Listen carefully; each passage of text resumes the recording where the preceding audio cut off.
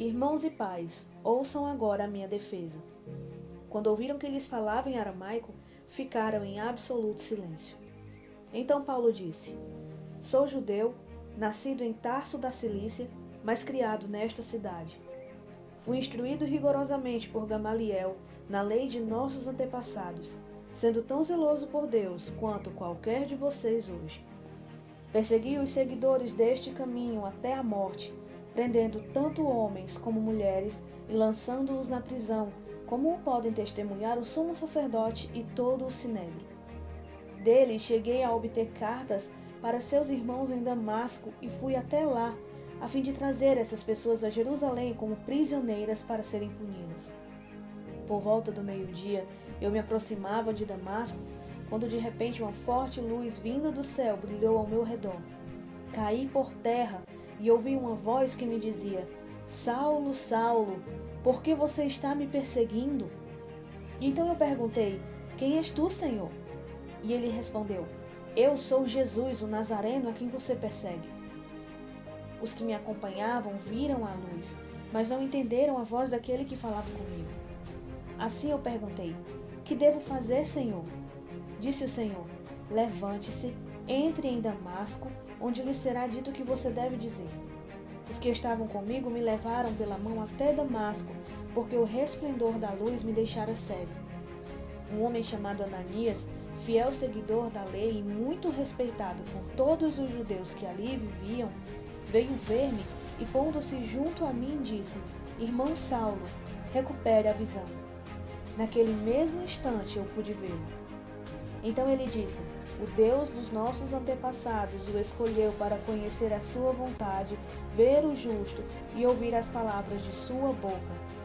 Você será testemunha dele a todos os homens daquilo que viu e ouviu. E agora, que está esperando? Levante-se, seja batizado e lave os seus pecados invocando o nome dele. Quando eu voltei a Jerusalém, estando eu a orar no templo, caí em êxtase e vi o Senhor que me dizia: Depressa, saia de Jerusalém imediatamente, pois não aceitarão seu testemunho a meu respeito. Eu respondi: Senhor, estes homens sabem que eu ia de uma sinagoga a outra, a fim de prender e açoitar os que creem em ti. E quando foi derramado o sangue de tua testemunha, Estevão, eu estava lá, dando minha aprovação e cuidando das roupas dos que o matavam. Então o Senhor me disse: Vá, eu o enviarei para longe, aos gentios. A multidão ouvia até que ele disse isso. Então todos levantaram a voz e gritaram: Tirem esse homem da face da terra, ele não merece viver. Estando eles gritando, tirando suas capas e lançando poeira ao ar, o comandante ordenou que Paulo fosse levado à fortaleza e fosse açoitado e interrogado para saber por que o povo gritava daquela forma contra ele. Enquanto o amarravam a fim de açoitá-lo, Paulo disse ao centurião que ali estava: Vocês têm o direito de açoitar um cidadão romano sem que ele tenha sido condenado? Ao ouvir isso, o centurião foi prevenir o comandante: Que vais fazer? Este homem é cidadão romano. O comandante dirigiu-se a Paulo e perguntou: Diga-me, você é cidadão romano? E ele respondeu: Sim, sou.